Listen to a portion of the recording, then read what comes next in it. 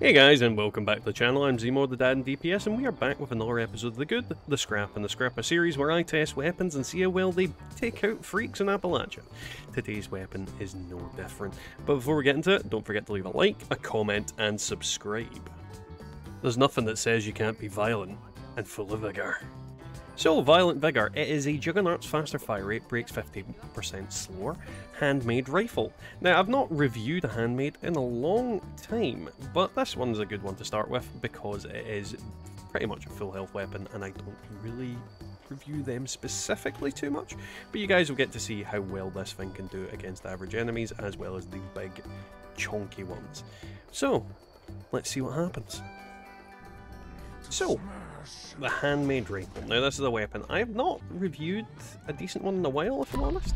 And as you're seeing, it takes out enemies fairly quickly. I am not a bloodied build, so I'm not getting like the most ridiculous amounts of damage out of this weapon as you can, which I'm sure you all know, but this isn't taking out enemies slowly, it's completely annihilating them as far as I'm concerned. Don't get me wrong, I am reloading on probably every super mutant here, and that's fine, because, as I said, it's a sneaky weapon that I'm using, and if I was able to not lose that ammo there, probably would have taken him out in one clip. But this is the thing, when you are using a damage type that is lesser than other weapons, you are going to find that your clip does not go as far as you would like. But at the same time, this is a notoriously small clip I'm using, because I want to get the full stretch out of it. I want to get as much armor pen, I want to get as much everything. The reload speed is pumped at maximum with perks that I've got on here. And with only 10 bullets, I'm able to pretty consistently annihilate super mutants quite effectively. And I'm not unimpressed by it. It's very powerful for what it is.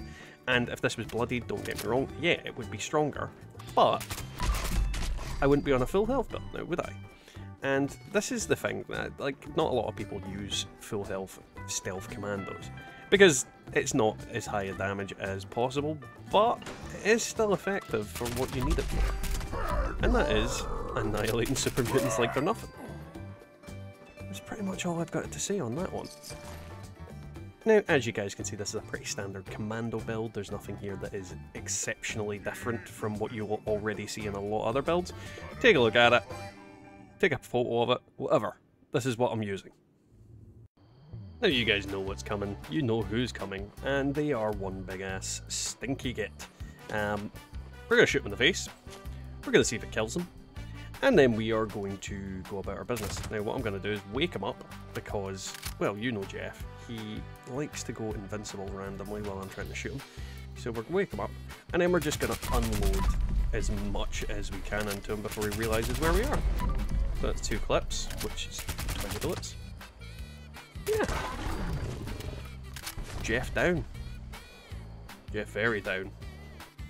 Now when it comes to any time I challenge the Marlock Queen, I swap out my Grim Reaper's Sprint for Tormentor, because, well, getting rid of those legs is one of the best things you can do against this stupid bug. And as you can see, she's nearly crippled already. She is going to find it a lot harder to kill me than she would a normal enemy for multiple reasons, being that, well, I have full health. And in realising that, I probably could take her on without sneaking, but what's the point? Like, I can just gradually whittle her down. Did that leg go? I can't actually see. No, it didn't. Where's that leg not going? There we go. Down she goes. Now you're seeing this is a level 100 Marlock Queen, and she is struggling to take me out, and her enemies, or rather her little butt buddies, are struggling to find me. Even when they're apparently hitting me, they're still not apparently hitting me. That makes sense?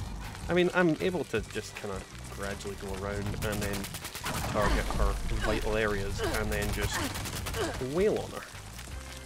And granted, she is hurting like a mofo.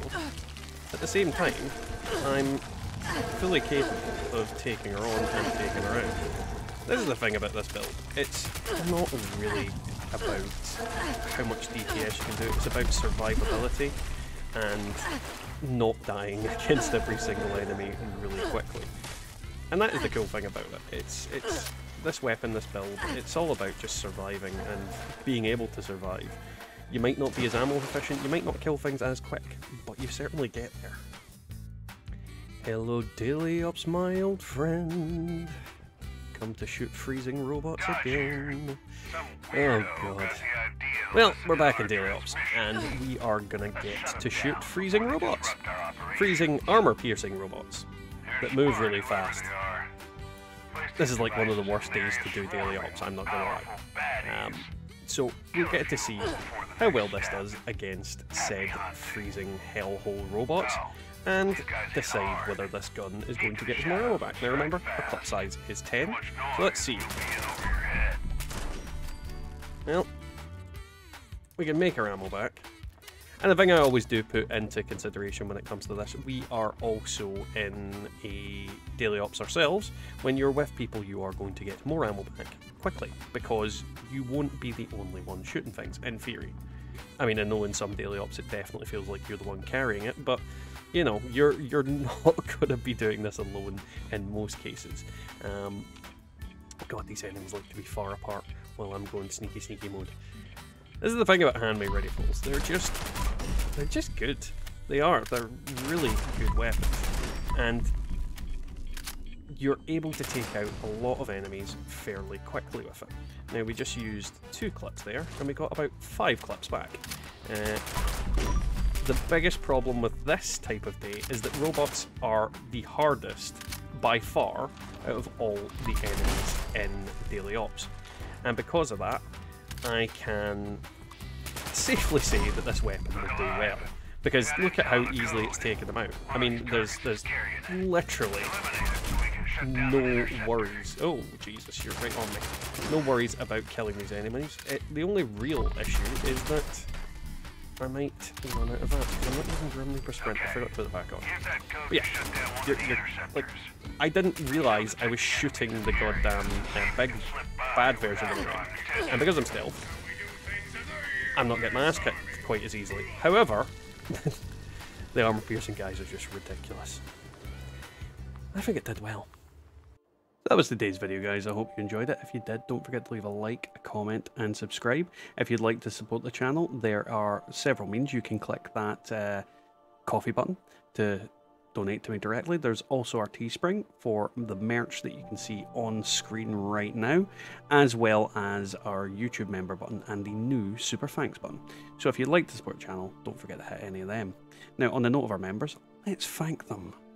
So let's start off with the Chosen Undead. We have Golty, Deofane Gaming, Bubba Doodle Mom, Scott S, the BDP, Randy Williams, TFE Archive, Wiggle Runner, Lord Tachanga, Cursed Illusion, Leonard, Genkai, Stolen Boy 111, Philip Duda, Call, General Kenobi, Necrosis, Harry OS06, Mr. Free, J Trent, Patrick Kavanagh, I'm Always Tired, Hansa, Jello the Great, PT Buns, and our Dad's Army members, which are Wyatt Blackburn, Waller Me, Call It G, Peggy McKnight, Matasbo, Devilman Games, Marcus Carrasco, Anxiety Rangers, Numpty, Sickleman, James Colsworth, and Country Boy Stevens. Big thanks to all of you. Hope you are still enjoying the content.